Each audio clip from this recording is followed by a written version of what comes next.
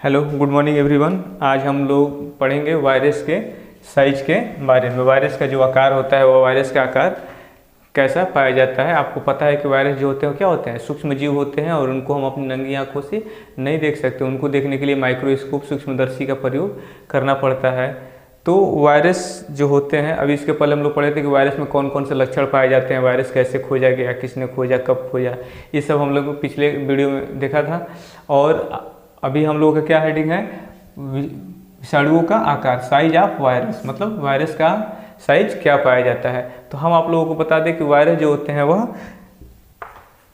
30 nanometre से लेकर के 450 नैनोमीटर तक पाए जाते हैं। ठीक, 30 नैनोमीटर से लेकर के 450 नैनोमीटर तक पाए जाते हैं। और जो सबसे बड़ा वायरस होता है, जो सबसे बड़ा वायरस होता है वह कौन सा होता है? सबसे बड़ा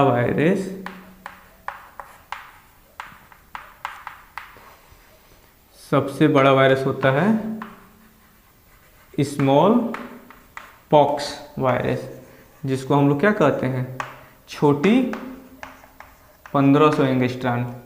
ठीक, 1500 एंगस्ट्रॉन इसका साइज होता है।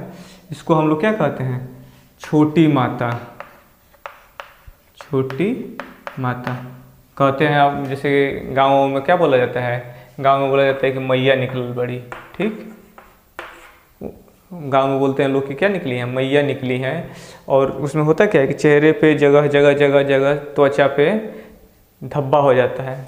जगह जगह क्या होता है, ऐसे धब्बा धब्बा धब्बा धब्बा हो जाता है। और यह एक बीमारी जो होती है, ये किसके द्वारा होती है? वायरस के द्वारा होती है। और यह बीमारी क्या है? छुआछूत की वायरस है।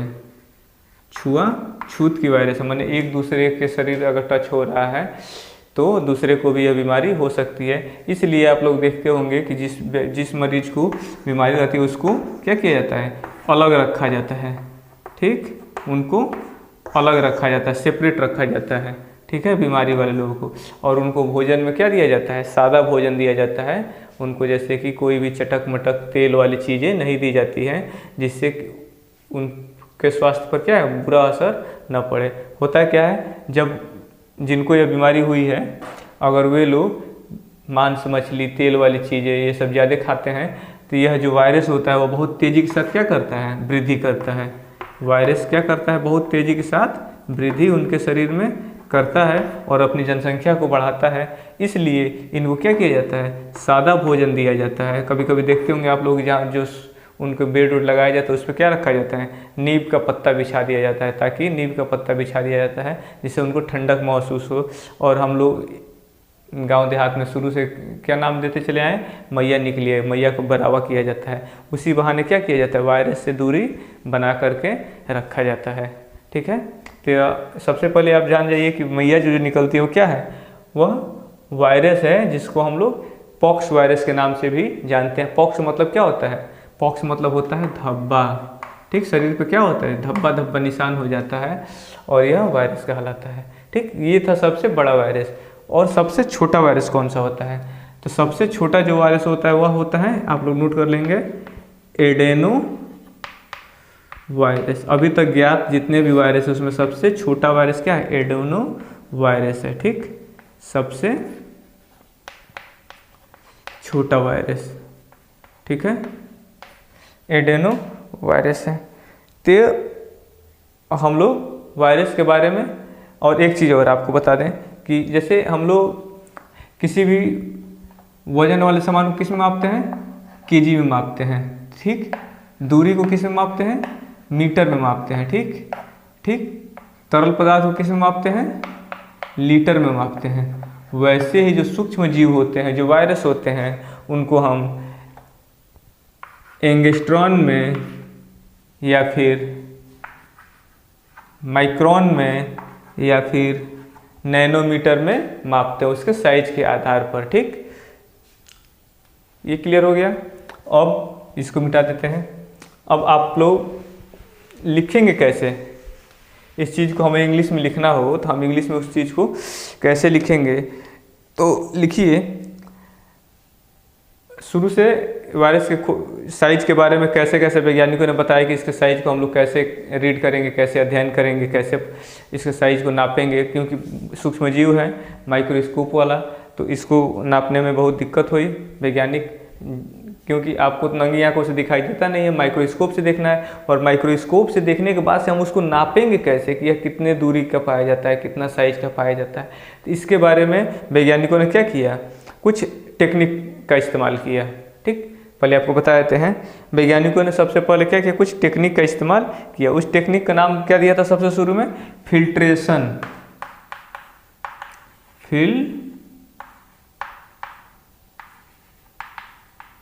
फिल्ट्रेशन, ठीक है, थ्रू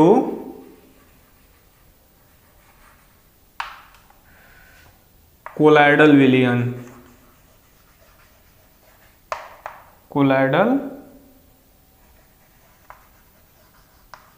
मेम्ब्रेन।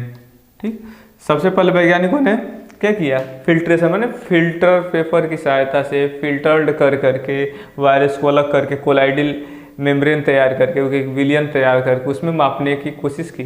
लेकिन यह जो था, यह उनका नियम क्या है हुआ, यह फ्लॉप हो गया, यह सही नहीं था। वायरसों के मापने के लिए यह नियम क्या हुआ, सही नहीं हुआ। बाद में कुछ वैज्ञानिक आए और उन्होंने फिर से एक विशेष प्रकार की एक और टेक्निक की खोज की कि नहीं ये ठीक नहीं है, हम लोग एक और टेक्निक दे रहे हैं जिससे उसको क्या करेंगे, मापेंगे, जिसका नाम क्या दिया गया, अल्ट्रा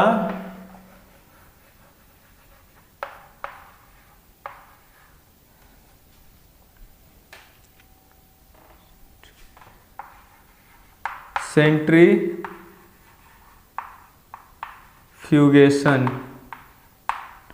अल्ट्रा सेंट्रीफ्यूगेशन टेक्निक। ठीक,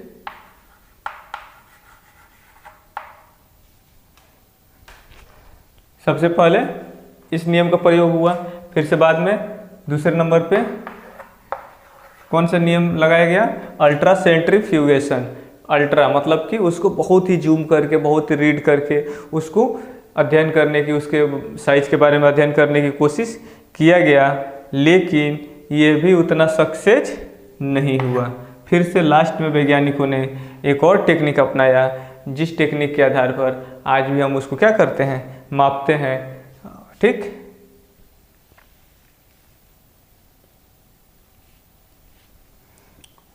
जिसको क्या नाम है, माइक्रोस्कोप द्वारा, माइक्रोस्कोप द्वारा देख करके, और आज उसके साइज को क्या किया जाता है, मापा जाता है, और उसके साइज को हम लोग नैनोमीटर में, ठीक, जो बताया उसमें उसको हम लोग निकालते हैं।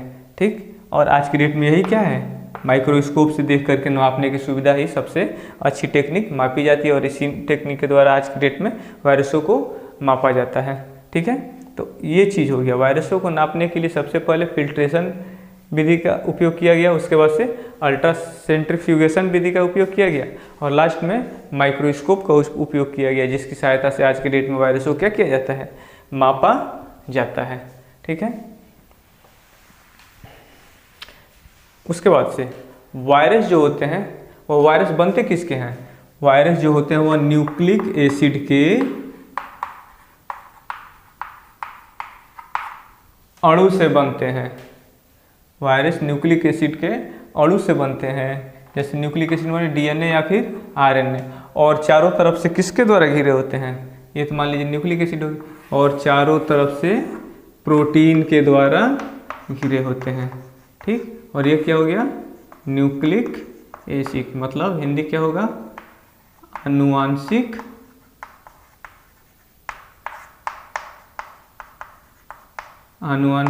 पदार्थ। ठीक, वायरस किसके बने होते हैं, न्यूक्लिक एसिड और प्रोटीन, ये हम लोग पहले ही पढ़े थे। और न्यूक्लिक एसिड किसके द्वारा घिरा होता है, प्रोटीन के द्वारा घिरा होता है। न्यूक्लिक एसिड चारों तरफ से प्रोटीन के द्वारा क्या होता है, घिरा होता है। ठीक है, वायरस के साइज के बारे में हम लोग ने क्या जाना कि वायरस का जो साइज होता है 30 नैनोमीटर से लेकर के 450 नैनोमीटर तक पाया जाता है।